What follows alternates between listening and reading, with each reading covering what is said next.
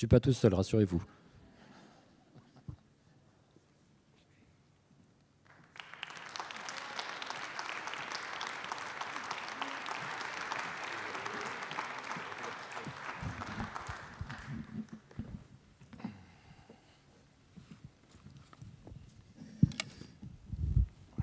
Bonjour à toutes et à tous, merci d'être venus. Nous allons parler de l'école. Nous avons 3 invités, 3 personnes qui savent de quoi elles parlent. Jean-Michel Blanquer, qui est actuellement professeur de droit public à Paris 2, Panthéon-Assas, et qui fut ministre de l'Éducation nationale de mai 2017 à mai 2022. Il a fait paraître 2 livres, alors un peu plus anciens, L'école ouverte chez Gallimard, et plus récemment La Citadelle chez Albin Michel, où il relate son expérience au sein du gouvernement.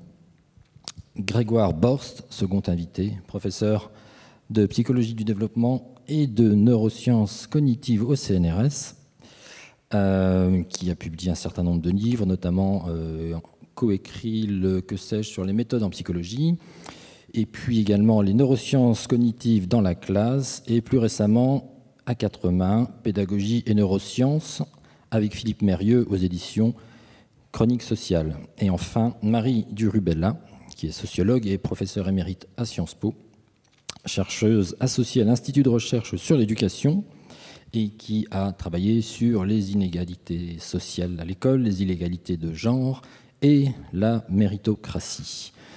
Son dernier livre, coécrit avec François Dubay aux presses de Sciences Po, L'emprise scolaire.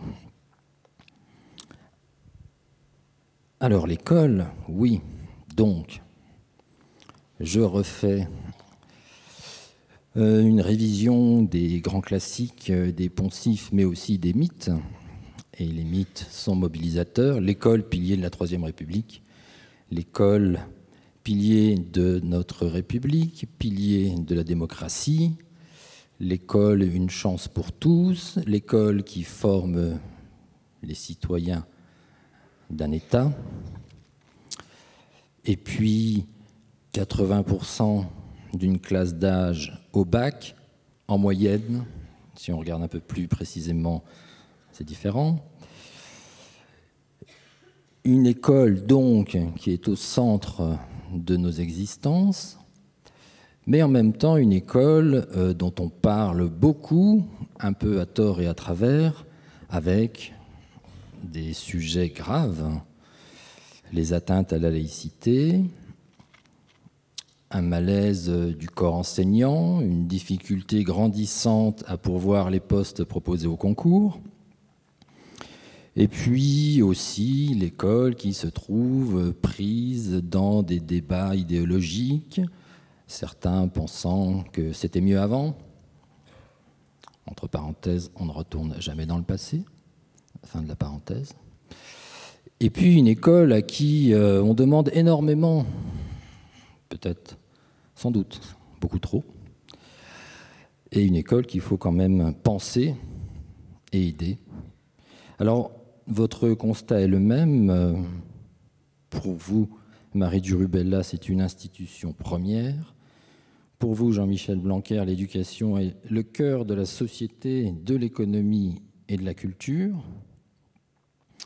Et vous l'avez démontré quand vous étiez ministre, avec la volonté que vous avez eue d'assurer une continuité éducative au moment du confinement. Ça, vous en parlez dans vos ouvrages.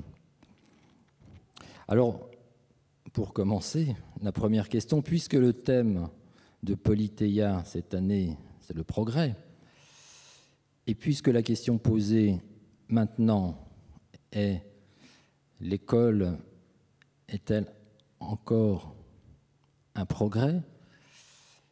Je voudrais juste rajouter une petite chose pour commencer, et ce sera ma première question. L'école peut-elle être encore un progrès? Et puis, l'école est-elle un progrès pour tous?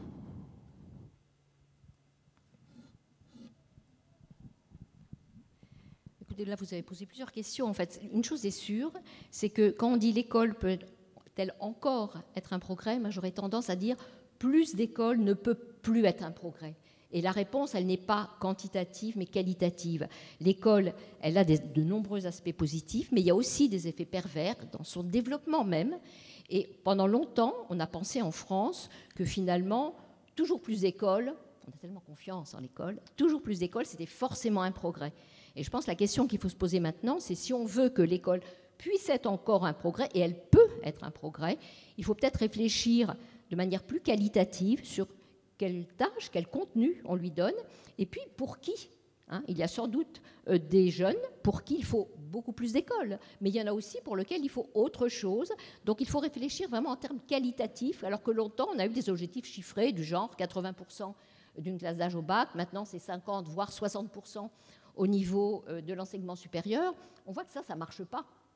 Par exemple, on a aujourd'hui bien plus de jeunes qui ont un diplôme du supérieur que la moyenne européenne. On a 10% de plus. Plus de la moitié des jeunes ont un diplôme du supérieur. Et pour autant, notre taux de chômage reste plus élevé que les moyennes de l'OCDE. Les jeunes rentrent beaucoup plus tard sur le marché du travail. Enfin, il y a un certain nombre de paramètres généraux, sans parler des paramètres plus sociaux, comme les votes pour la droite, par exemple. On en reparlera peut-être. Il y a beaucoup d'effets diffus, d'effets, de choses qui sont associées à ce développement de l'école, qui nous amènent à dire qu'il ne faut pas encore plus d'écoles.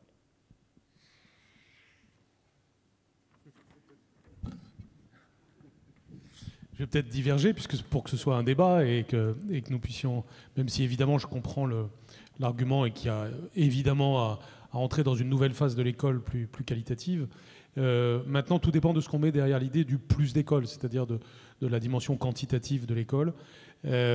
Pour ma part, j'ai fait très attention à toute relativisation du nombre d'années qu'on passe à l'école ou relativisation du nombre d'heures que l'on passe à l'école, parce que ces relativisations-là sont justement souvent vecteurs d'inégalité, et que c'est les élèves les plus défavorisés, les plus fragiles, qui ont particulièrement besoin d'école. Et si on se met à édulcorer l'école, ils risquent d'être les plus victimes de ça.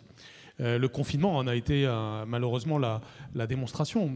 Même si on l'a limité en France, il a quand même eu lieu.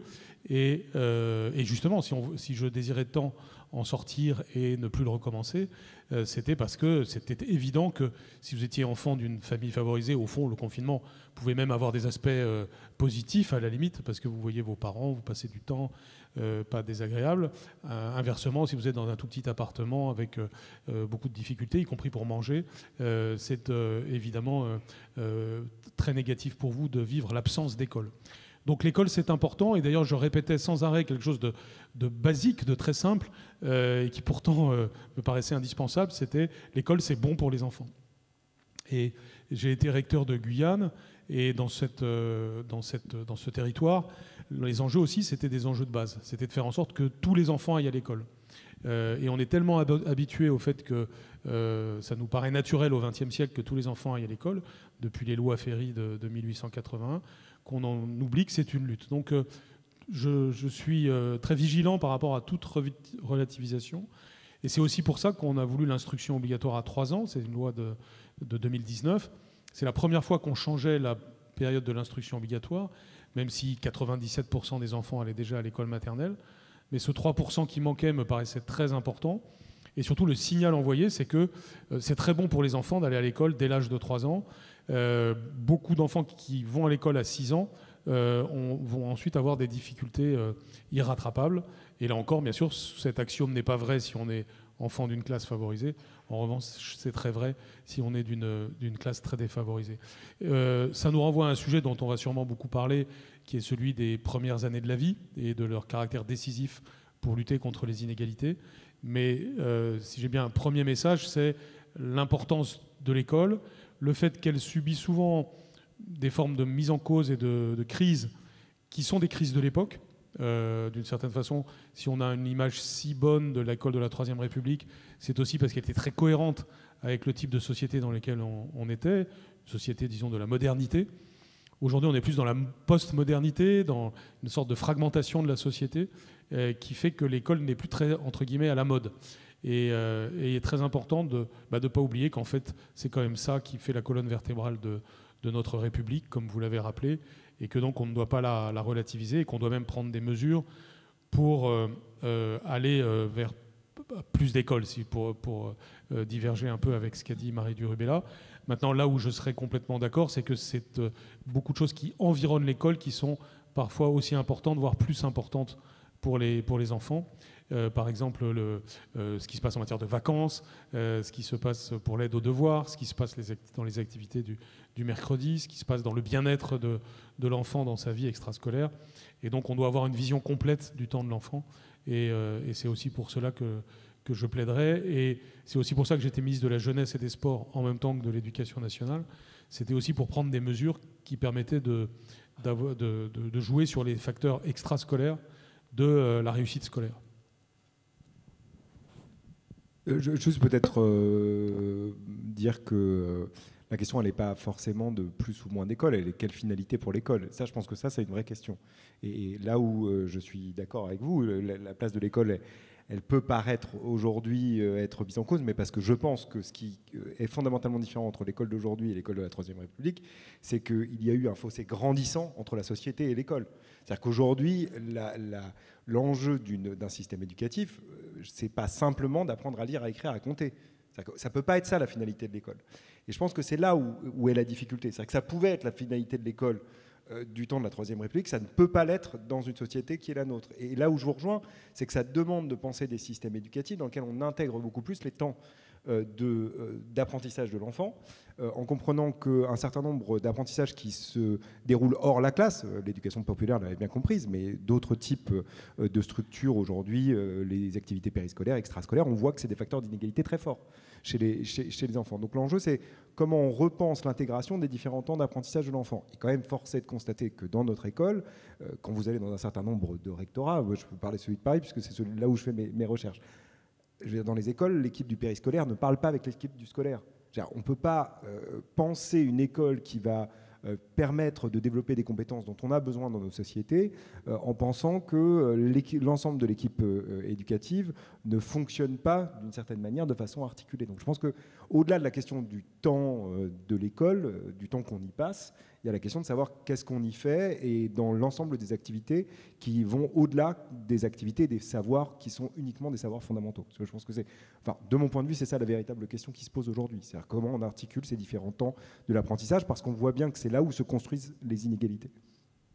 Juste pour rajouter un mot, quand je dis pas plus d'écoles, c'est vrai que moi je me focalise surtout sur les ados et l'enseignement supérieur. Je pense qu'au niveau de l'enseignement préélémentaire, élémentaire, on n'aura pas, tout le monde est à peu près d'accord. Mais après, c'est jusqu'où on va. Hein. En 50 ans, on a transformé complètement notre jeunesse. Si on regarde dans les années 70-80, ce qui est quand même pas si loin, les jeunes à 21 ans, ils étaient dans le monde du travail, dans la vraie vie, etc. Maintenant, ils sont pratiquement tous à l'école. Est-ce que c'est ça qu'on veut? Qu'est-ce qu'ils apprennent en étant là? Et qu'est-ce qu'ils n'apprennent pas parce qu'ils sont là? Hein. Donc c'est aussi ça, c'est-à-dire que moi je suis un peu effrayée par ces messages quand on dit 50% de nucléage d'âge au sub, 60%, et alors? Et jusqu'où? Si on compare avec les pays voisins, on a là, ça c'est l'obsession française, on croit tellement à l'école qu'on se dit c'est forcément bien. Mais je pense que c'est cette question que je voulais poser, c'est pas tellement au niveau bien sûr des tout petits et du primaire. Alors justement, dans Pédagogie et neurosciences, Grégoire Borst, vous citez deux définitions ou deux conceptions de l'école. Alors il y aura celle de l'OCDE, pour laquelle l'éducation vise à promouvoir le capital humain, et celle de l'UNESCO, selon laquelle l'éducation participe au développement et à l'émancipation humaine. Alors, à Lisbonne, en 2000, au niveau européen, on a mis en place l'expression, qui n'est pas qu'une expression, le programme, la conception d'économie de la connaissance. Alors, indépendamment des débats qui peuvent y avoir lieu au sein de l'Hexagone sur l'uniforme et les choses comme ça, est-ce que c'est pas entre ces deux notions, ces deux conceptions de l'école que les choses se jouent, c'est-à-dire cette idée de capital humain qui pour moi est, suscite des questions, et puis cette idée d'émancipation et d'épanouissement qui est quand même, là on n'est plus dans l'école mais dans l'éducation. Je pense qu'effectivement, c'est là où je voulais en venir sur la question de la finalité. C'est-à-dire qu'on ne peut pas aujourd'hui faire l'économie de se poser la question de la finalité de notre école. Surtout en France, dans laquelle finalement l'école finalement tombait sous le sens. Donc il n'y avait pas besoin de se poser la question. C'est-à-dire que c'était une école soi-disant méritocratique, dans laquelle on allait, un peu ce que vous disiez, de toute façon l'objectif c'était 80% d'une classe d'âge qui allait au bac, et on se pose pas, je trouve que c'est un vrai débat et qu'il faudrait qu'on ouvre dans notre société, c'est quelle finalité on accorde à l'école. Moi, j'ai toujours dit que c'est pour ça que je travaille avec l'UNESCO et que je ne travaille pas avec l'OCDE, parce que je considère que la finalité de l'école, c'est l'épanouissement humain. Et que pour aboutir à l'épanouissement humain, alors il faut penser une école très différente. Ce n'est pas du tout la même façon d'enseigner si vous visez l'épanouissement humain que si vous visez le capital humain. Vous n'allez pas mettre la même focale, par exemple, sur les apprentissages scolaires fondamentaux. Encore une fois, je ne reviens pas sur le fait que c'est important d'apprendre à lire, écrire, compter. C'est fondamental parce qu'en fait, c'est nécessaire. Mais ce que je dis toujours, c'est que ce n'est pas suffisant. C'est absolument pas suffisant. C'est-à-dire que si on s'arrête là, on ne va pas finalement se poser la question de savoir comment on développe les compétences psychosociales. Pourquoi c'est important de développer les compétences psychosociales ? Parce que dans une économie dans laquelle l'IA est en train de remplacer du travail qualifié, par exemple, la vraie question qu'on devrait tous se poser, c'est qu'est-ce qu'on développe comme compétences chez les apprenants d'aujourd'hui qui soient non substituables par les IA ? Celles qui sont non substituables, c'est les compétences psychosociales. Et en plus, elles participent à l'épanouissement humain. Et ça veut dire que ça a évidemment des incidences sur l'école. C'est-à-dire que comment on trouve du temps dans les programmes pour pouvoir développer ce type de compétences ? Est-ce qu'on reste sur une structuration des disciplines qui sont la structuration actuelle ? Il faut quand même bien se rendre compte que vous pouvez argumenter, je ne vais pas le faire ici, mais je peux tout autant argumenter sur le fait que c'est aussi important au collège d'apprendre la sociologie, la psychologie et l'économie que d'apprendre l'histoire-géographie, les mathématiques et le français. Je veux dire, il n'y a pas de justification en tant que telle. Hein. Je veux dire, pour les petites classes, on est tous d'accord. Apprendre à lire, écrire, compter, pas de problème là-dessus. Mais à partir du collège, la question, elle se pose réellement. Pourquoi on ne fait pas de la philosophie à partir de la 6e ? Il faudrait trouver le bon argumentaire pour dire non, il faut faire plutôt cette matière-là. Sauf qu'en fait, c'est parce qu'on reproduit d'une certaine manière des structures déjà existantes dans lesquelles aujourd'hui on forme des profs de français, donc on fait du français. Il y a d'autres systèmes qui acceptent de travailler hors discipline, par exemple. Et c'est peut-être effectivement une question que doit se poser l'école française. Je ne dis pas qu'elle doit aller là, mais je dis qu'elle doit en tout cas se poser cette question-là, qu'elle ne peut pas faire l'économie de ce débat-là. Et qu'aujourd'hui, ce débat, j'ai l'impression qu'il n'a jamais lieu, qu'on est toujours en train d'essayer de mettre des rustines sur une école qui, objectivement, quand on regarde l'ensemble des indicateurs, va très mal. Elle va mal, l'école française. Oui, c'est-à-dire que, en fait, je suis d'accord sur le fond, mais c'est vrai qu'à l'heure actuelle, si on interroge les jeunes et leurs familles, ce qu'ils vont mettre en avant, c'est l'utilité de la formation. C'est-à-dire que l'emprise de l'école sur nos vies, sur l'insertion, sur le statut social qu'on a, est devenue tellement forte que l'éducation est pervertie par son utilité. C'est-à-dire on va travailler ce qui est rentable. Les jeunes vont choisir de faire des maths, non pas parce qu'ils aiment les maths, pas parce que c'est assorti des meilleurs débouchés. Et tout fonctionne comme ça. Et donc ça, c'est vraiment un vrai problème. Parce qu'en même temps, c'est vrai, il faut bien que l'école prépare à la vie. Et pour préparer la vie, donc ça c'est ce que vous venez de dire, effectivement, on sait maintenant que les compétences psychosociales, les soft skills, comme on dit à l'OCDE, c'est extrêmement important. Mais on voit mal dans le système, par exemple, universitaire actuel, où les jeunes sont confrontés à des enseignants-chercheurs spécialisés dans une discipline, parfois dans un tout petit bout d'une discipline, comment ça pourrait déboucher là-dessus ? C'est-à-dire, est-ce qu'ils peuvent apprendre ça dans l'institution scolaire telle qu'elle est ? Et est-ce qu'il ne faut pas qu'ils aillent aussi voir ailleurs ? C'est ça la question qu'on peut se poser. De nouveau, je vais être d'accord et à un moment donné, il y a une bifurcation. C'est-à-dire que Alors d'abord, je pense qu'il faut en effet poser la question de la finalité de l'école. C'est bien le moins toujours de se demander pourquoi, quel est le sens, où va-t-on, que veut-on. Et pour moi, la réponse n'est pas si difficile et je pense qu'elle est quand même au socle de notre contrat social. C'est-à-dire que l'école est faite pour donner la liberté à chacun, c'est-à-dire donner les outils de la liberté. Un enfant n'a pas les outils de la liberté, on va les lui donner au travers d'un parcours.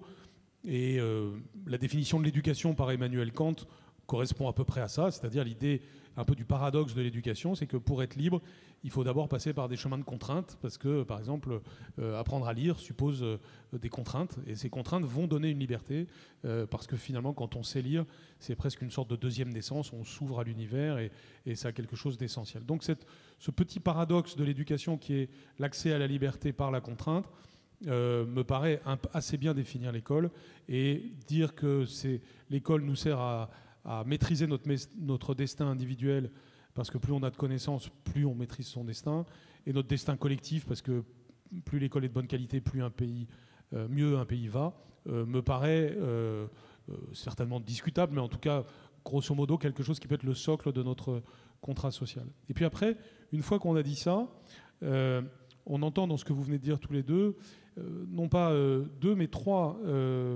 buts possibles, buts pratiques de l'école, qu'à mon avis, il ne faut surtout pas opposer, qui vont vraiment ensemble. Il y a d'une part les connaissances fondamentales, donc c'est lire, écrire, compter à l'école primaire, mais c'est même ce qu'on peut appeler la logique et la culture générale dans l'enseignement secondaire. Le socle, ce dont on a besoin, qui est nécessaire mais pas suffisant. Mais n'oublions jamais le nécessaire une fois qu'on a dit ça. C'est-à-dire que quand on dit nécessaire mais pas suffisant, parfois certains vont plus loin et disent bon, bah alors le nécessaire, oublions-le. Non, le nécessaire est nécessaire. Et par exemple, vous voyez, l'expression apprendre à apprendre est une expression que tout le monde utilise beaucoup en disant ça ne sert à rien d'apprendre, ce qu'il faut c'est apprendre à apprendre. J'ai du mal avec ça. Je pense qu'il faut apprendre et apprendre à apprendre. C'est-à-dire que si vous faites tout de suite apprendre à apprendre sans avoir appris, vous êtes dans quelque chose d'assez gazeux dans la connaissance. Et on a le sujet dans l'enseignement supérieur. Aujourd'hui, il y a plein de formations qui s'ouvrent et qui disent on va travailler les soft skills, comme on dit maintenant, avec les compétences psychosociales. C'est très bien, mais il faut aussi travailler des compétences et des choses parfois pointues, précises, techniques. Sinon, à la fin, on est sympa, épanoui, content, mais on ne sait rien faire.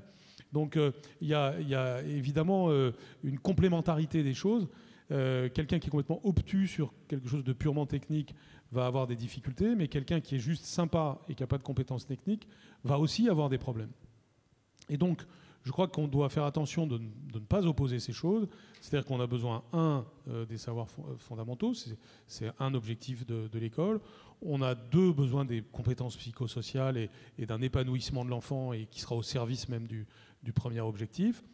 Et puis trois, et vous l'avez mentionné, il y a aussi l'utilité professionnelle du parcours éducatif, qui n'est pas un gros mot et qui fait partie des utilités. Mais c'est sûr que si on ne fait que l'une seule de ces trois choses, il y a un problème. Si on ne devait faire qu'une seule de ces trois choses, ce serait forcément la première, puisqu'elle conditionne le reste. Et donc, on doit s'assurer que ce soit fait. Mais il faut les trois. Et ce qui est parfois dommage dans le débat public, c'est que d'abord, souvent, c'est résumé à deux, alors qu'en fait, c'est trois. Et souvent, voilà, chacun est sur sa conviction de l'un des trois, alors même qu'on doit réussir à articuler les trois. Donc, et je pense que si on réussissait à ce qu'il y ait une forme de consensus national sur cette triple dimension, alors on peut aller vers d'autres questions plus complexes encore et qui seront décisives pour le progrès de nos enfants, de nos adolescents. Et ce serait bien qu'on réussisse ce progrès dans le débat public, d'autant plus que, et je finis par là, on a parfois l'occasion dans ce type de débat de tourner en rond, c'est-à-dire qu'un débat des années 2020 peut ressembler à un débat des années 50 ou 60. Parfois, ça m'arrive de regarder les revues de cette époque et je vois des débats qui vraiment peuvent ressembler à des débats d'aujourd'hui, alors même que ça n'est pas vrai. C'est-à-dire que le sujet progresse. D'abord parce qu'il y a des scientifiques qui travaillent sur ces questions, vous en êtes deux beaux exemples, parce qu'on accumule de la connaissance, parce qu'on se compare de plus en plus internationalement, et puis parce qu'il y a les progrès technologiques qui posent des défis nouveaux à l'école, et puis la société change. Donc tout ça fait qu'en fait, le débat sur l'école peut progresser, peut connaître des nouvelles questions. Par exemple, vous l'avez mentionné tout à l'heure, qu'est-ce qu'on fait désormais dans un monde caractérisé par l'intelligence artificielle? C'est une question essentielle. Et donc, je pense que la France a besoin de retrouver un consensus sur les objectifs de son école et sur ce socle, d'avancer sur des défis comme ce rôle des technologies. Et puis, tout dernier point, par rapport à l'objectif d'avoir de la pluridisciplinarité, etc., la réforme du lycée a été dans cette direction complètement. C'est-à-dire qu'aujourd'hui, la dimension modulaire du parcours du lycéen permet d'éviter une hiérarchie qui existait auparavant et qui n'existe plus entre les disciplines, et au contraire de permettre une plus grande liberté de l'élève. Et la liberté de l'élève de 15 ans ou 16 ans quand il est au lycée est déjà plus forte que la liberté de l'enfant de 6 ans quand il est entré au CP. Justement, je réagis sur la réforme du lycée que j'ai beaucoup suivie ces derniers temps. l'intention était louable, mais la réalité, c'est quoi? La réalité, c'est que les enfants des milieux les mieux informés vont tous faire ce qu'on faisait avant dans l'ancienne section scientifique, c'est-à-dire maths et physique. Ceux qui ont des parcours originaux, arts et sciences par exemple, c'est les enfants de milieux populaires qui n'ont pas forcément de projet bien arrêté. Et donc finalement, cette diversité qui était vantée dans les textes, elle ne se retrouve pas. Pourquoi? Parce que les jeunes sont obsédés par l'après. Ils disent où je vais aller après, avec après Parcoursup, qu'est-ce que je vais faire comme étude? Et donc ils vont viser, là encore, la combinaison la plus rentable. Et de fait, moi j'étais d'accord avec l'objectif, mais ça ne marche pas du tout. Enfin, ce n'est pas ce qu'on observe dans les vœux, dans les choix de spécialité. Alors, je ne suis évidemment pas d'accord avec ça. Je pense vraiment que c'est tout le contraire. Hein. Je pense que alors d'abord, on dit une chose et son contraire sur ces questions. On dit, par exemple, on a fait tomber les sciences en France. Au moment où je vous parle, il n'y a jamais eu autant d'élèves en prépa scientifique, par exemple. On n'a pas observé, mais c'est encore un peu tôt quand même hein, pour dire des choses. C'est pour ça que je pense qu'il faut surtout observer. Il n'y a pas, à ma connaissance, dans les prépas scientifiques aujourd'hui, une plus grande différenciation sociale que précédemment. Je pense aussi que quand on fait une combinaison originale, comme vous l'avez évoqué, on a tout à fait un avenir dans l'enseignement supérieur. Et vous avez maintenant beaucoup de formations qui valorisent ces combinaisons originales. Je crois qu'auparavant, S était caractérisé justement déjà par une forte discrimination sociale et qu'aujourd'hui, là aussi par exemple, si on prend une autre discrimination qui est la discrimination garçon-fille. On a beaucoup dit la réforme du lycée se fait au détriment des filles, on va avoir moins de filles dans les sciences. C'est juste faux. C'est-à-dire qu'aujourd'hui, les statistiques sur les filles qui suivent un enseignement scientifique dans le supérieur sont en légère hausse. Mais on a tellement martelé de choses inexactes sur la réforme. Et ce qui était très frappant, c'est combien beaucoup de gens ont dit des choses très assurées dès le début, alors même qu'on n'avait pas de recul, qu'on n'avait pas les statistiques. Il y avait un tel désir de dire que ça ne marche pas, ce qui est quand même très français, alors que cette réforme correspondait à des choses que vous avez pu écrire, à des choses que François Dubé a pu écrire et bien d'autres, ou que certains syndicats avaient même promu. Hein. C'était une réforme qui a quand même été inspirée par différentes sources, dont certaines sources qui aujourd'hui le critiquent, parce qu'on a tout de suite été dans cette volonté de dénigrer. Mais moi, il y a des lycéens dans la salle, on ne va pas les faire voter tout de suite, mais la plupart des lycéens que je rencontre, alors c'est peut-être mes panels à moi, mais j'en rencontre quand même beaucoup, y compris dans la rue, me disent merci, j'ai pu faire un module original, merci, j'ai fait histoire, géographie, sciences politiques, géopolitique, c'était pas possible avant, c'est génial, je fais humanité, philosophie, littérature, c'était pas possible avant, c'est génial.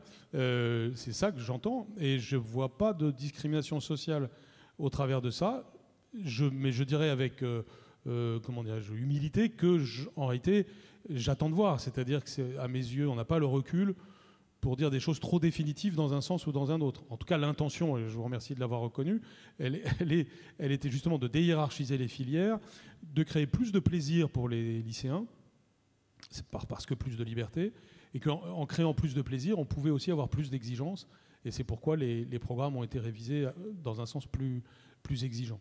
Voilà, et donc regardons, mais pour l'instant, les chiffres dans les domaines qui ont été les plus critiqués, notamment sur le sujet maths et sciences, ne corroborent pas les critiques. Au contraire, il y a un léger mieux. C'est vrai, c'est juste. Et oui, mais ça sera après.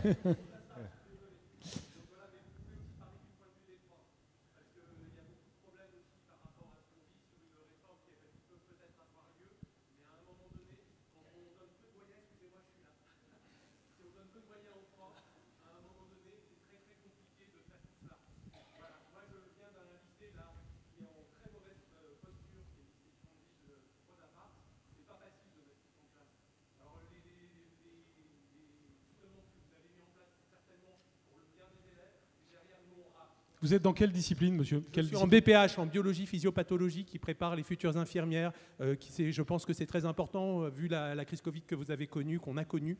Donc je pense que là-dessus, écoutez bien les profs. Pour vous, enfin, on va peut-être pas faire ce débat là maintenant. Oui, non, mais c'est pour vous dire que comme vous parliez des élèves, moi je suis très content qu'on parle des élèves, mais sur les profs, c'est important. Bien sûr, mais quand même, la finalité de l'école, c'est les élèves. Hein. Oui, mais bon. je vais ravancer, donc c'est les élèves, mais voilà, on est aussi conscient. Je voulais juste réagir sur une chose que vous avez dite, sur l'idée de apprendre à apprendre, c'est quelque chose d'un peu éthéré, finalement, il faudrait d'abord commencer. Alors je m'inscris totalement en faux. Je pense que c'est le cœur même de l'émergence des inégalités dans notre système éducatif, c'est précisément parce que dans notre école, on n'enseigne pas de façon extrêmement explicite comment apprendre aux élèves. Et ça doit commencer avant les apprentissages scolaires fondamentaux. Parce que sinon, par définition, on voit émerger des stratégies d'apprentissage qui sont différentes entre les élèves de milieux sociaux favorisés et défavorisés, et qui génèrent des inégalités dans le premier apprentissage, qui est sans doute un des apprentissages les plus importants, c'est-à-dire l'apprentissage de la lecture, puisque une fois qu'on a des inégalités dans l'apprentissage de la lecture, comme la lecture c'est l'entrée dans toutes les autres formes de littératie mathématique, littératie scientifique, littératie numérique, on voit émerger des inégalités sur l'ensemble de ces domaines. Et de ce point de vue-là, je pense que notre école, elle n'est pas construite aujourd'hui dans le bon sens. C'est-à-dire que ce qu'il faut faire à la maternelle, et je pèse mes mots, la mère de toutes les batailles, c'est la maternelle. C'est comment on enseigne de façon extrêmement explicite aux élèves comment apprendre.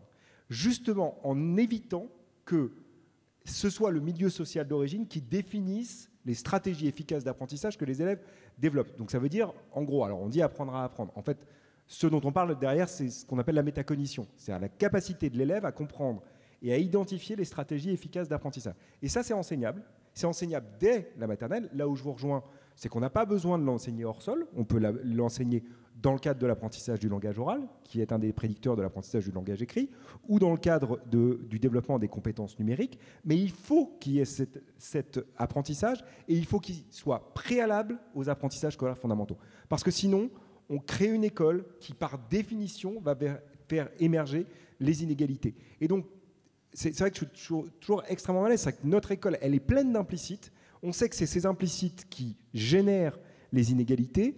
Et c'est vrai que le moins qu'on puisse demander à une école, c'est qu'elles apprennent aux élèves comment apprendre. C'est-à-dire qu'en gros, elles rendent évidente quel est l'objectif.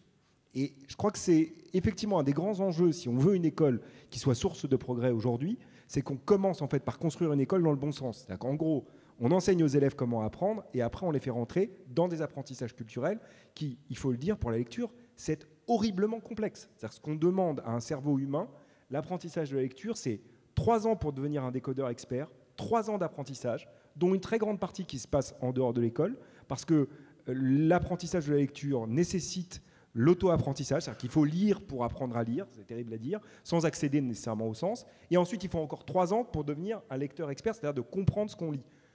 Eh ben, je pense que ça nécessite d'abord d'avoir appris à apprendre. Donc je crois que c'est un enjeu. Et alors, en une minute, je suis d'accord à 200% avec ce que vous venez de dire. C'est bien pourquoi, je parlais tout à l'heure des éventuels faux débats. C'est-à-dire que là, par exemple, tout ce que vous venez de dire n'est absolument pas contradictoire avec ce que j'ai dit. Et là, enfin, on ne peut pas mieux dire que vous l'avez dit, d'où l'importance. Si je dois me résumer, mais ce sera pour souligner ce que vous avez dit, les premières années de la vie sont absolument décisives, y compris avant l'école, évidemment, de la conception jusqu'à l'âge de 8 ans, des choses fondamentales se passent. Je ne vais pas reprendre le détail de ce que vous venez de dire sur à la fois l'importance de la fluidité du décodage pour accéder à la compréhension des textes, mais en tout cas, un des enjeux, c'est par exemple acquérir un vocabulaire très riche à l'école maternelle, c'est essentiel, ce qui se passe par plein de stratégies, et c'est ça qui va beaucoup compenser les inégalités sociales si on le fait bien. Et c'est pour ça que j'ai tant mis l'accent sur l'école maternelle, et c'est pour ça que le genre de choses que vous dites sont quand même de plus en plus en train de passer. Par exemple, on a fait, le Conseil scientifique de l'éducation nationale a fait un travail sur la métacognition. Ça passe dans la formation des professeurs. Donc cette importance de l'école maternelle, c'est vraiment le message. Et avec de l'apprendre à apprendre à l'école maternelle, complètement d'accord. Mais si vous voulez, c'est une belle illustration du fait que le débat peut parfaitement avancer sur des bases comme celle-là. Alors, l'importance fondamentale, et encore le mot est faible, de l'école, nous sommes tous d'accord. Mais en même temps, la position de l'école n'est plus celle qu'elle était il y a encore, disons, 15 ou 20 ans. Auparavant, l'école était la source de connaissances en dehors de ce qu'on appelle l'école de la vie, qui compte aussi, bien sûr. Mais maintenant, vous avez Internet, vous avez les réseaux, vous avez tout cet appareillage numérique qui fait que la source de connaissances n'est plus unique, mais multiple. Et que ce qu'on appelle la parole d'autorité n'a plus la reconnaissance qu'elle avait au préalable, où elle était indiscutée et indiscutable. 19% des élèves pensent que les pyramides d'Égypte ont été construites par des extraterrestres. Dans une interview au Monde très récemment, un historien des sciences américain qui s'appelle Robert Proctor a dit ou a écrit que nous vivons un âge d'or de l'ignorance. Alors, de plus en plus d'écoles, de plus en plus tôt, de plus en plus tard, de plus en plus de pression, mais ce résultat que vous connaissez aussi bien que moi. Donc, qu'est-ce qu'on fait avec ça? Parce que là, effectivement, l'école n'est plus évidente. Le savoir scolaire n'est plus évident, quand bien même il est indispensable. Oui, c'est que ce que vous rappelez, c'est qu'il faut aussi regarder les résultats. On a des objectifs pour l'école, très bien. On va regarder ce que savent les enfants, quelles attitudes ils ont quand ils sortent de l'école. Effectivement, ce qui quand même interpelle un peu, c'est les résultats que vous venez de citer. Enfin, il y en a plein comme ça, qui est même des jeunes qui sont passés par l'enseignement supérieur, y compris scientifique, vont adhérer à des théories complotistes, des fake news, etc. De même, des jeunes à qui on a fait des cours sur la laïcité, sur l'égalité homme-femme, etc., vont vous dire très tranquillement, à la sortie, vous dire « ouais, j'ai compris ». Et puis leurs comportements n'auront pas changé. C'est-à-dire qu'il faut s'interroger vraiment sur les effets réels. Parce que sinon, on sera vite d'accord. Je pense qu'on trouvera un consensus. Mais il faut regarder. Faut regarder ce que font en général les chercheurs. Alors c'est vrai qu'il y a une distance croissante. Je pense ce qu'on appellera la culture scolaire, et puis les jeunes et la vraie vie. Et ça, on le voit très bien, par exemple, chez les lycéens. Les lycéens qui préparent le bac en français, ils vont faire les lectures, leurs 5 lectures obligatoires. Et puis dès qu'ils seront partis, dès qu'ils auront eu leur bac de français, ils diront tout autre chose. C'est-à-dire qu'il y a une distance énorme entre la culture qu'il faut maîtriser à l'école. Et ils sont utilitaristes et sérieux. Ils vont le faire parce qu'ils tiennent à avoir leur bac, parce qu'ils sont utilitaristes. Et puis après, rien. Alors je pense qu'il y a beaucoup de problèmes de l'école. Par exemple, on dit, y compris les problèmes d'attractivité du métier des enseignants, et ce qu'ils ne sentent pas eux-mêmes, que ce qu'ils font est à 1000 lieues de ce qui peut être contré pour les élèves et ce qui comptera pour eux. Donc ça, c'est une vraie question. Mais quand on fait des débats sur les contenus scolaires, il y en a eu plein. Tous les ministres ont organisé pratiquement des débats. Bon, on arrive à un consensus mou. Et puis après, qu'est-ce qu'ils apprennent vraiment et dans quelles conditions, avec quels moyens, etc. Et est-ce qu'ils peuvent le faire dans l'école telle qu'elle est, avec des enseignants qui sont des spécialistes d'une discipline, qui sont empilés, et puis quoi d'autre? Et ça, on continue comme ça jusqu'au modèle de l'enseignement supérieur. Et c'est notre modèle vraiment qu'il faut interroger. C'est pas tellement les objectifs généraux, on sera vite d'accord. Juste répondre sur... Donc vous avez cité une des questions, il y en a d'autres par exemple sur la théorie de l'évolution où on voit effectivement des chiffres qui sont extrêmement inquiétants. Je pense que ça interroge aussi quand même, et pour en revenir à l'interrogation plus globale de la façon dont on enseigne par exemple les sciences aujourd'hui. Je suis désolé de le dire, moi je le dis souvent aux enseignants, si vous vous amusez à continuer à enseigner les sciences comme vous les enseignez aujourd'hui, c'est-à-dire en vous focalisant sur les faits scientifiques et les connaissances scientifiques, alors on se retrouvera toujours dans la même situation. C'est-à-dire que le défaut fondamental de notre enseignement aujourd'hui des sciences, c'est qu'on n'enseigne pas la culture scientifique. Ce dont ont besoin les élèves, c'est d'une culture scientifique, c'est une capacité à comprendre finalement des problématiques de comment on produit des faits, c'est-à-dire et en quoi ces faits se différencient des opinions. C'est ça le véritable enjeu. C'est pas qu'ils aient plus de connaissances en sciences physiques, plus de connaissances en biologie, plus de connaissances en génétique. Ils en ont de plus en plus. Elles sont de plus en plus complexes, puisque la science continue à avancer, donc on enseigne des choses de plus en plus complexes aux élèves. Par contre, ce qu'on n'enseigne pas suffisamment, c'est, par exemple, pourquoi on utilise la méthode scientifique. En fait, on utilise la méthode scientifique simplement parce que nous, êtres humains, on a des biais sur la façon dont on traite l'information, sur la façon dont on interprète les informations. Ça n'est pas enseigné dans notre système éducatif. Et donc ensuite, on se retrouve effectivement avec, globalement, je prends souvent cette formule, c'est évangile contre évangile. C'est les faits scientifiques qui nous ont été appris sans nous démontrer pourquoi on était arrivé à ce résultat, versus les opinions des uns et des autres qu'ils opposent de façon systématique aux faits scientifiques. Et donc là, il y a une véritable, et je rejoins ce que vous disiez, c'est-à-dire il y a une notion de comment on travaille à travers les différentes disciplines, à faire émerger finalement un esprit critique qui permettrait effectivement aux élèves, au-delà d'avoir des connaissances scientifiques, d'avoir une culture scientifique. Pourquoi c'est un enjeu ? Parce que, par exemple, on sait que pendant la crise de la Covid, les gens qui avaient un bon esprit critique, qui avaient une capacité à comprendre la façon dont les faits sont produits, notamment dans le domaine médical, sont ceux qui se sont le plus vaccinés. Donc ça a des répercussions très réelles dans nos sociétés. Je veux dire, la crise de la Covid, c'était effectivement paradigmatique du défaut culturel de culture scientifique dans nos sociétés. C'est-à-dire qu'effectivement, n'importe quel expert allait, notamment un du sud de la France, allait dans les médias, raconter tout et n'importe quoi. Et effectivement, les gens disaient, les scientifiques disaient, mais attendez, il n'y a pas de groupe contrôle, c'est n'importe quoi ce qu'ils racontent, et ainsi de suite. Et vous avez la majorité des gens qui, pourquoi il faut un groupe contrôle ? On ne vous l'a jamais enseigné, en fait.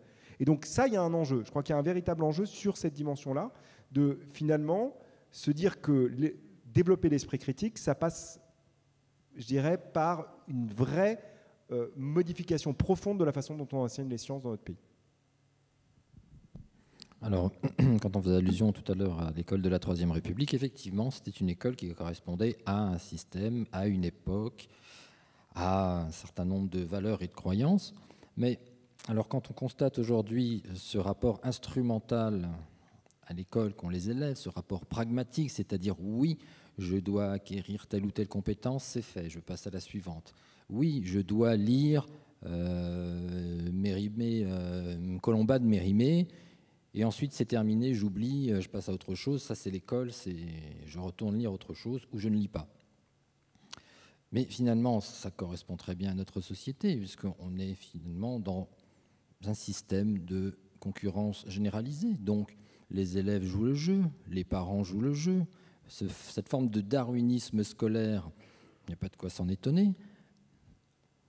Donc je pense qu'en fait, on parle de l'école effectivement, mais vous savez très bien comme moi que l'école n'est pas quelque chose, un agrégat isolé, c'est quelque chose qui prend place dans un système plus global et qui joue sur l'école et qui joue de plus en plus sur l'école.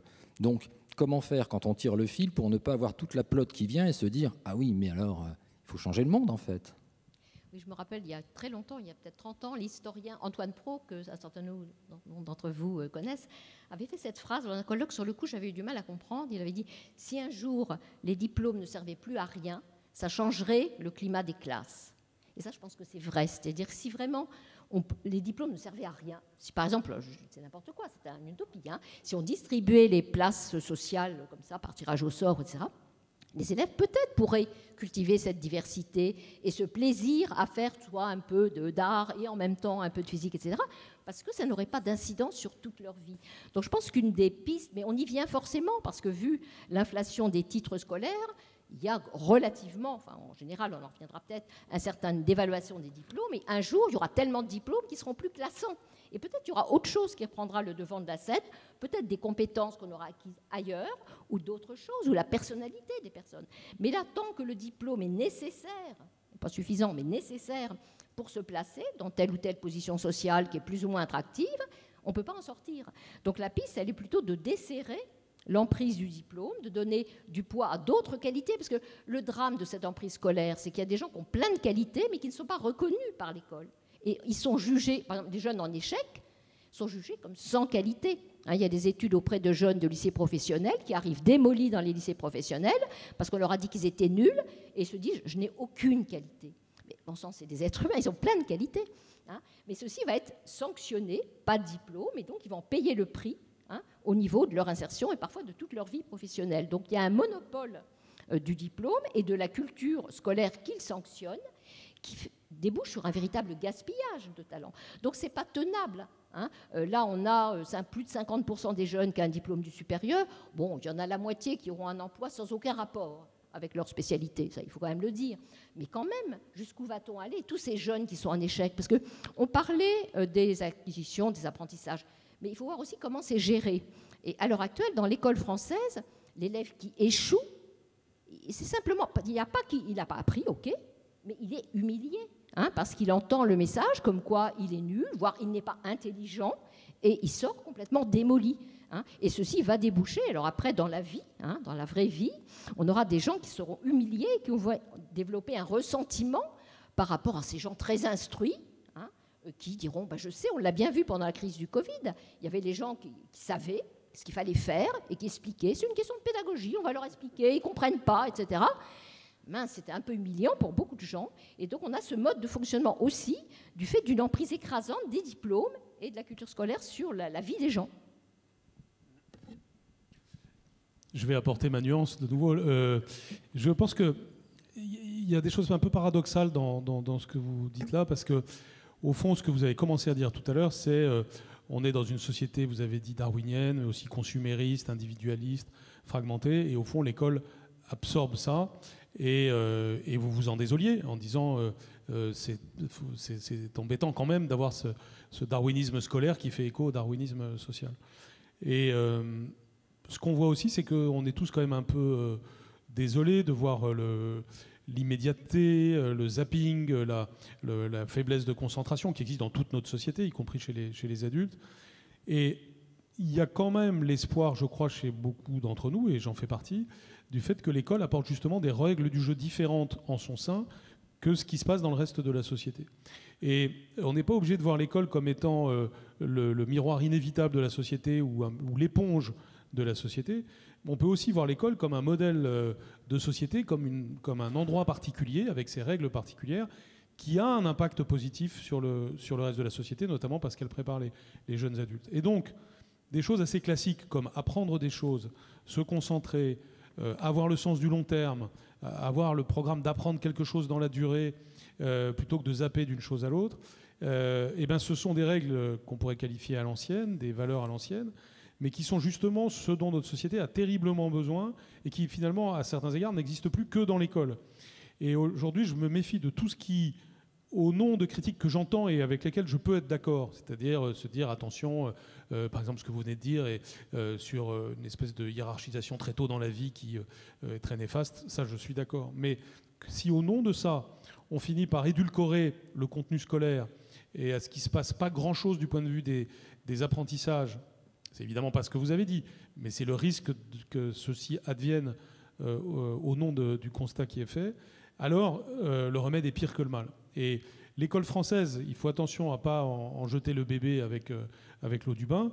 Elle a des professeurs de très bonne qualité, en général par la connaissance en particulier.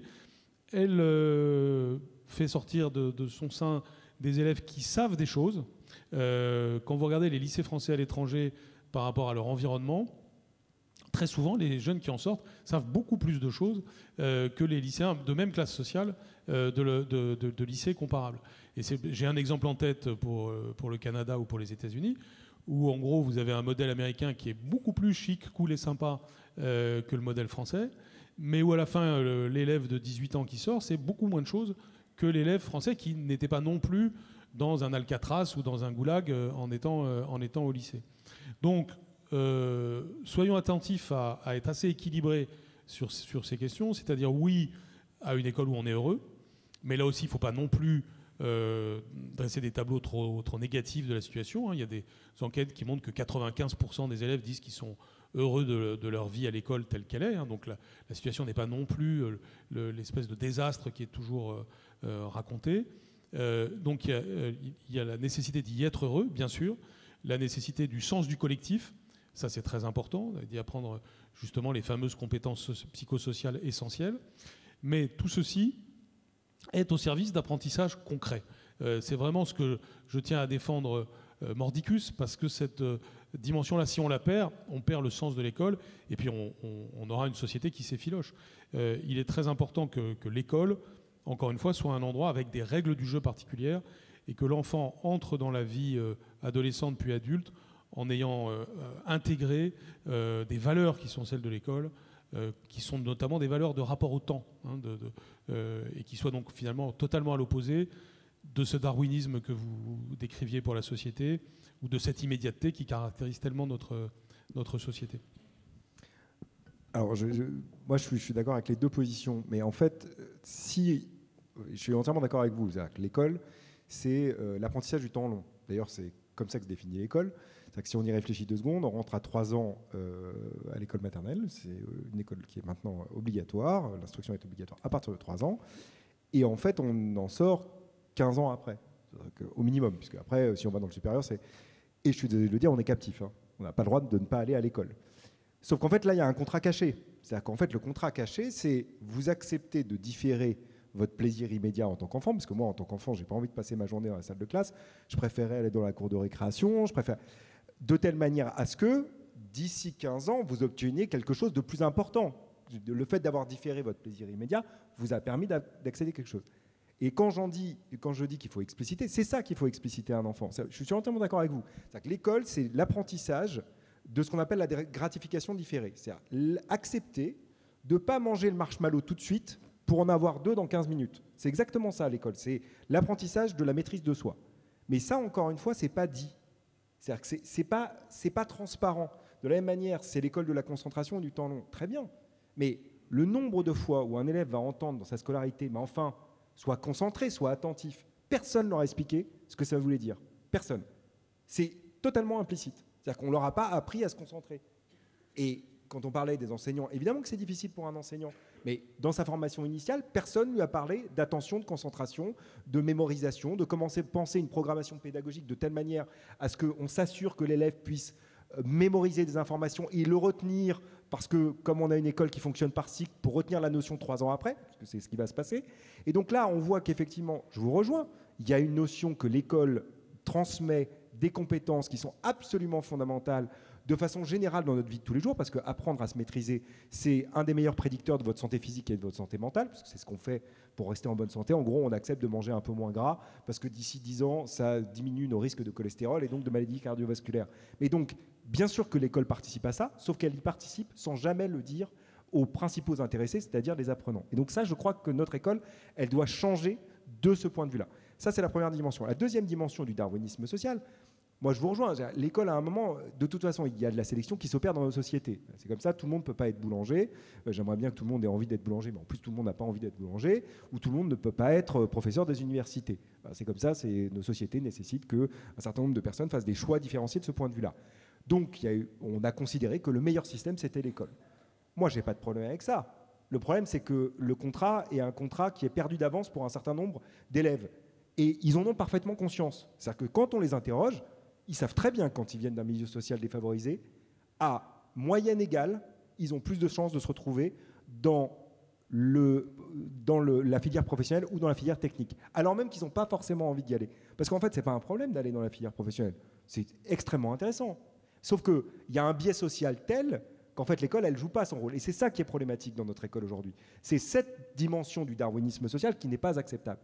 Et donc là, il faut qu'effectivement, on arrive à recréer ce contrat social dans lequel, effectivement, le milieu social d'origine ne joue pas autant sur le destin scolaire des élèves.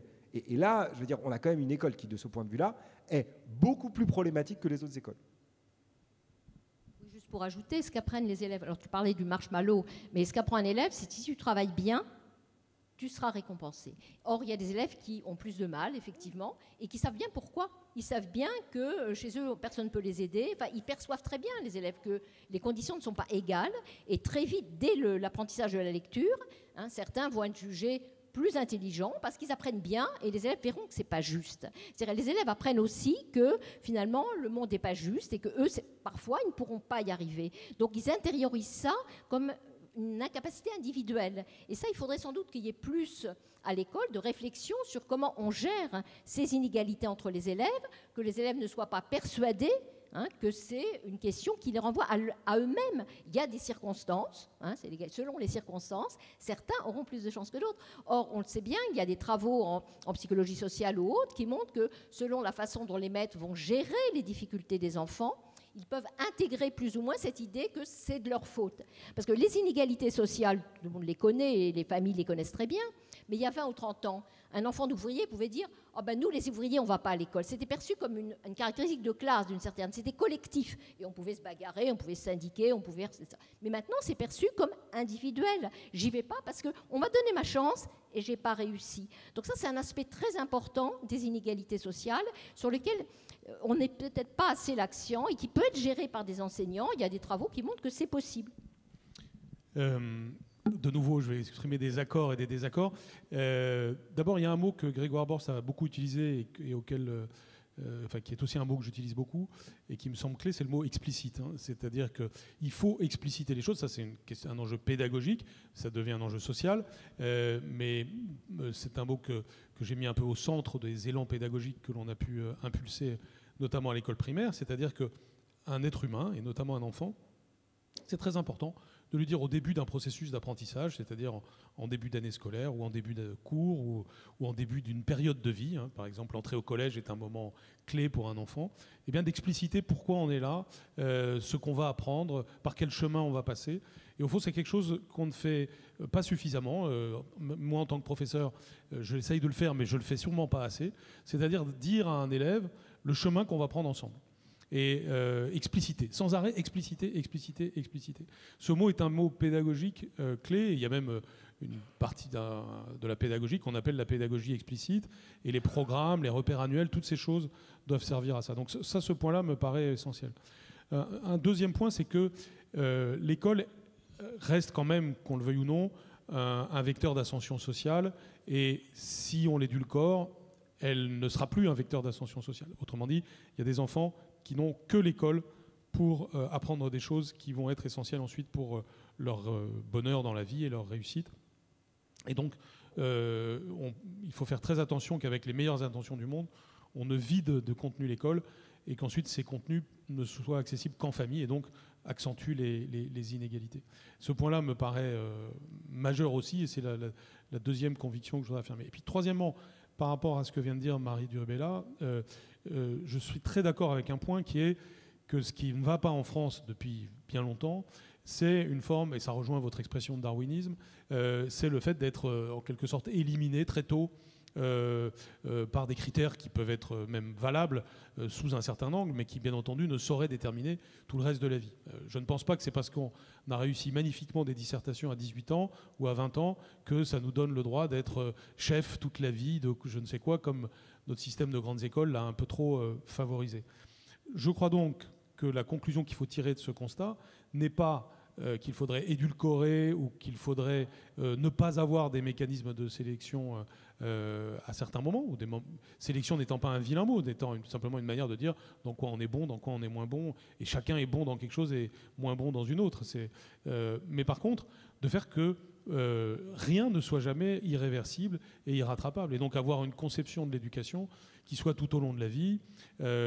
En Allemagne, une bonne partie des principaux chefs d'entreprise des plus grandes entreprises viennent de l'apprentissage, viennent de la voie professionnelle, parce qu'il y a pour de vrai une égale dignité et que c'est ancré dans les représentations sociales que après il y a toutes sortes de passerelles. Et par exemple, bon nombre d'ingénieurs sont d'abord passés par les travaux manuels. On progresse en France dans cette direction, mais beaucoup trop lentement et pas assez. Et en tout cas, la philosophie générale qui doit imprégner pas seulement notre école, mais notre société, c'est les passerelles, la première, non seulement la deuxième chance, mais la troisième, la quatrième, la cinquième, la sixième, la septième. Toute la vie est faite de nouvelles chances. Et c'est cette dimension-là qui ferait qu'on dédramatiserait aussi les examens, les concours, les choses qui sont quand même utiles et en partie inévitables dans la première partie de la vie, et qui doivent pas stresser, et ça rejoint ce que vous disiez, l'utopie que vous indiquiez tout à l'heure, avec laquelle je pourrais être assez d'accord. Mais il y a une nécessité tout de même de s'orienter à un moment donné, de choisir, de faire des choix. Et ce qui est très important, c'est qu'ils soient les moins irréversibles possibles et qu'on ait cette philosophie de vie. Et si on réussissait à faire ça, et notamment en montrant, par exemple, qu'on peut refaire des études à 30 ans et que même en n'ayant pas le bac, par exemple, et que ça peut nous amener à des responsabilités importantes en travaillant à ce moment-là, et à 40 ans, et à 50 ans, et même au-delà, alors plus cela sera démontré, plus ça va détendre les choses en amont vers l'école, et plus on trouvera normal d'apprendre de manière, je dirais, à la fois sérieuse et détendue, ce qui est un peu le cocktail qu'il faut réussir. Alors, pour des raisons d'organisation et de logistique, là, cette rencontre sera écourtée d'un quart d'heure et je vous prie de bien vouloir nous en excuser. Donc, j'ai juste une dernière petite question rigolote, à laquelle je vous demanderai de répondre brièvement. Donc, Emmanuel Todd, dans un livre qui s'appelle « Où en sommes-nous ?», en 2017, je crois, avait avancé l'idée de l'apparition de ce qu'il appelle, je cite, « des crétins diplômés ». C'est-à-dire qu'il observait, d'un point de vue démographique, sociologique, une décorrélation entre le diplôme, le parchemin, et l'intelligence réelle. Alors, il parlait des États-Unis, mais on a l'impression que le phénomène peut se diffuser. Je voulais votre avis sur cette idée de crétins diplômés, c'est-à-dire des gens qui finalement ont appris, ont suivi un cursus sans trop de problèmes, avaient tout le bagage culturel, familial, relationnel pour les aider. Ils ont appris à appliquer des méthodes, des procédés, des protocoles, et ils vont le faire sans jamais se remettre en question et s'en-jettent justement dans une confrontation avec le réel qui, comme disait Lacan, est ce qui résiste.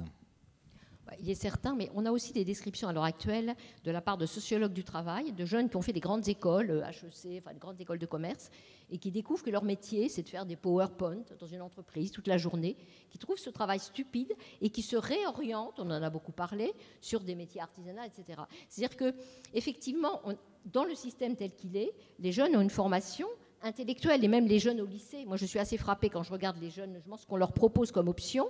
On leur dit, tu peux faire justement histoire, géosciences politiques, ça fait rêver, et puis tu pourras peut-être être journaliste, etc. Il n'y a que des métiers d'intellectuels. Quand on regarde, moi j'avais étudié ça dans des petites villes, quand on regarde les choix d'options des jeunes ou leurs stages en lycée, et qu'ils regardent les métiers autour d'eux, c'est pas le même monde. C'est-à-dire qu'on a l'impression que c'est pensé pour un monde soit de Parisiens, soit d'intellectuels, mais dans la vraie vie, les gens ont des savoirs beaucoup plus variés, qui ne sont pas tous académiques. Ils ont appris autre chose. Et ça, on l'apprend en faisant autre chose que l'école. Et pour revenir à ce que vous disiez tout à l'heure, je pense que ce qui ferait avancer notre système, ça serait de regarder comment le pays voisin gère justement la situation des 20-24 ans. Dans des pays comme les Pays-Bas ou l'Allemagne, d'ailleurs, les jeunes qui sont étudiants ont pratiquement tous un emploi qui est étudié pour être compatible avec leurs études. À l'âge de entre 20 et 25 ans, 75% des jeunes aux Pays-Bas ont un emploi, 50% en Allemagne. Nous, c'est même pas un tiers. Donc, parce qu'ils sont dans leur monde d'intellectuels et ils apprennent des choses, mais il y a des choses qu'ils n'apprennent pas, effectivement. La difficulté, c'est comment vous définissez l'intelligence. Je pense qu'on en revient à ça. C'est-à-dire que je pense que si on demande à nous trois déjà de définir l'intelligence, on ne va pas avoir la même définition de l'intelligence. Si on vous demande à l'ensemble des gens en présence, vous aurez tous une définition un peu différente de l'intelligence. Moi, j'aime bien la définition qu'en donnait Jean Piaget. Voilà, on a aussi filiation d'une discipline. Je pense que la forme ultime de l'intelligence, c'est la capacité de l'individu à s'adapter au changement de son milieu. Donc c'est sa capacité à être flexible, sa capacité à finalement pouvoir penser et être différent en fonction des changements qui peuvent exister. Et force est de constater que dans nos grandes écoles, dans nos filières hyper spécialisées, c'est pas forcément ce qu'on va développer chez les individus. C'est pas la compétence première. C'est qu'au contraire, on va leur demander d'être hyper spécialisés, de pouvoir, comme vous le disiez très bien, appliquer une procédure même y compris une procédure intellectuelle qui est un peu toujours la même. Et je crois que ça, c'est une véritable problématique au niveau individuel, mais aussi au niveau collectif. Et j'en reviens à la problématique, puisqu'on a beaucoup de lycéens, de quelqu'un qui est du côté de l'université et qui doit gérer la problématique de Parcoursup. Je crois que la problématique de Parcoursup, outre qu'elle entraîne du stress, qu'elle entraîne de la sélection, APB, c'était pas super bien non plus, je veux dire, c'était pas mieux. Donc, il ne faut pas non plus dire c'est génial, il y avait APB, tout le monde était content, et maintenant il y a Parcoursup, tout le monde n'est pas content. Je ne suis pas d'accord non plus là-dessus. Mais la remarque que je peux faire, c'est qu'effectivement, ce qui est sûr, c'est qu'on est en train de changer la sociologie et la sociodémographie de nos étudiants, notamment dans les filières en tension. Dans une filière en tension comme la psychologie, dans laquelle on a 15 000 dossiers pour 500 places, c'est évident que vous n'allez plus du tout avoir le même public. Et ça veut dire que vous aurez des étudiants qui sont très bons à l'école, parce qu'effectivement, c'est un critère qu'on va utiliser, puisque c'est le seul critère qu'on ait. Globalement, vous imaginez bien que 15 000 lettres de motivation, vous vous doutez bien qu'on ne les a pas toutes lues. Donc il y a un premier critère qui va être évidemment sur la question des notes, sauf qu'on sait tous ici que les notes reflètent, je dirais que peu ou pas, un certain nombre de compétences, parce qu'il y a plein de choses qui pèsent sur l'évaluation. En sciences, par exemple, les biais de genre font que quand vous êtes une fille et que la personne qui vous propose l'évaluation est un homme en maths, vous aurez une moins bonne note, simplement parce que l'évaluateur n'a pas le même genre que vous. Donc ça n'évalue pas votre compétence réelle. Et donc je trouve que c'est un vrai problème parce que ça paupérise finalement nos filières et ça les rend moins hétérogènes qu'avant. Et donc on a des profils moins, je dirais, différents que les profils qu'on pouvait avoir. Et si là je fais une petite aparté très personnelle, moi j'étais un très très très mauvais élève à l'école. Donc je veux dire, avec Parcoursup, je ne serais jamais rentré à l'université avec les notes que j'avais. Et alors j'ai la chance de venir d'un milieu social favorisé, donc évidemment peut-être que j'aurais réussi à faire ce que vous dites, c'est-à-dire à un moment de trouver un chemin de traverse, mais je trouve quand même que là, on est peut-être en train de perdre quelque chose, et là il y a quelque chose dont il faut qu'on pense collectivement, c'est dans nos filières comment on s'assure une certaine forme d'hétérogénéité, parce que j'ai l'impression que l'université française aujourd'hui, d'une certaine manière, elle n'adopte plus le principe d'éducabilité, c'est-à-dire qu'on choisit des étudiants qui vont réussir dans nos filières. Et là, on n'est plus dans l'éducabilité. C'est-à-dire qu'on ne prend plus l'ensemble de l'hétérogénéité des étudiants et on essaye de les faire réussir dans nos filières, même si ça coûte un peu d'argent. Vous mesurez la contradiction qu'il y a entre les deux choses que vous avez dites, hein, justement. C'est-à-dire que puisque vous parlez de Parcoursup, j'en dis un mot, et c'est après tout une des illustrations du problème qu'on évoque.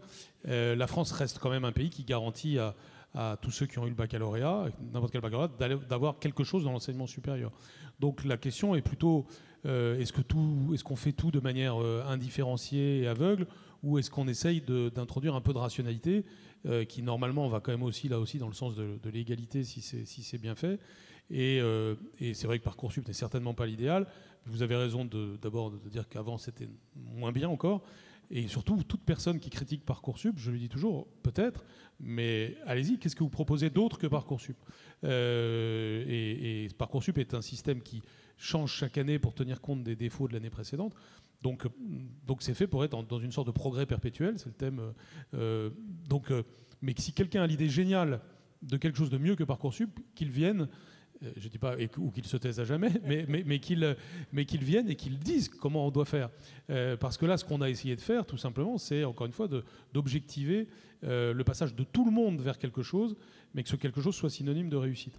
Rappelons que la situation antérieure, c'était 60% d'échecs en fin de première année de l'enseignement supérieur. Donc, il n'est pas anormal qu'on essaye de faire en sorte que les jeunes qui arrivent en première année d'un enseignement soient les plus à même de réussir ce qu'ils vont faire. Je crois que c'est au contraire un grand service à leur rendre. Donc, bien sûr, tout ça est très perfectible et on n'est pas dans un système idéal, mais il faut faire attention là aussi dans nos critiques à pas se tromper de cible dans ce que l'on fait. L'objectif, et à chaque fois, ça renvoie à la question du sens.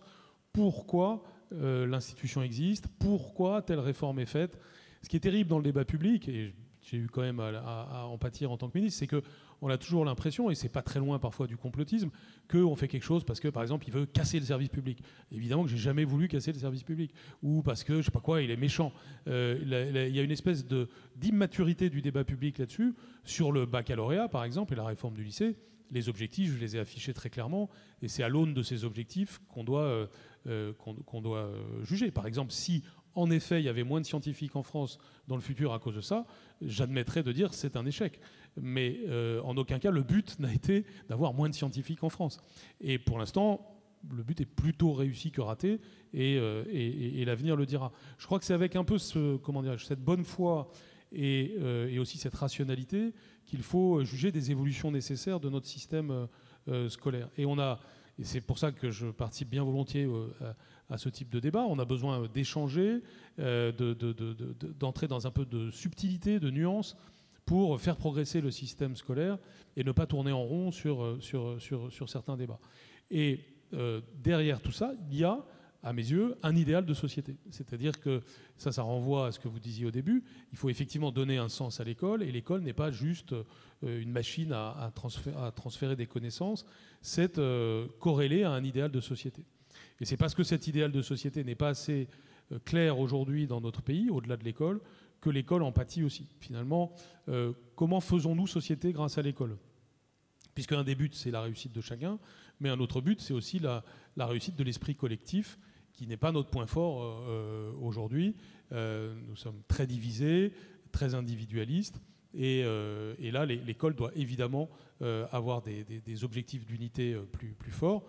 L'école de la Troisième République, pour des bonnes et des mauvaises raisons, s'est forgée quand même dans un esprit d'unité nationale, notamment entre 1870 et 1914, dont évidemment nous n'avons pas l'équivalent aujourd'hui, heureusement, puisque c'était l'idée qu'il fallait unir la nation autour d'une revanche nécessaire.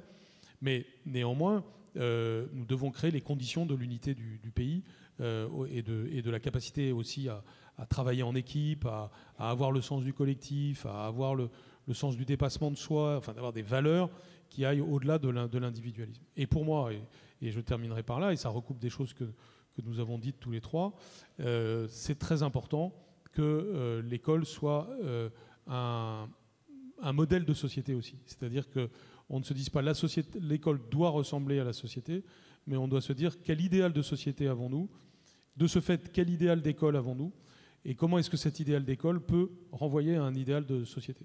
Cet idéal ne sera jamais atteint de façon pure, bien sûr, mais en tout cas, il devient une référence commune. Et pour moi, c'est notamment une plus grande fraternité dans notre société. Et ça s'apprend dès l'école maternelle, en effet. Une capacité à écouter les autres, une capacité à comprendre qu'on a tous des talents et des défauts, que justement c'est en travaillant en équipe qu'on arrive à compenser tout cela. Donc de l'expliciter dès l'école maternelle. Et cette vision de la société doit imprégner notre école. Et ça ne va pas du tout à l'encontre du fait qu'il faut acquérir des connaissances concrètes à l'école. Ça vient au contraire compléter cela. Et moi, c'est dans cette direction que j'aimerais voir progresser notre école dans les temps qui viennent. Bien, vous voyez, le débat n'est pas clos, mais au moins, discussion et disputation valent mieux qu'éructation. C'était un bon débat. Je vous remercie, Marie Durubella, Grégoire Bors, Jean-Michel Blanquer. Merci à vous tous et à bientôt.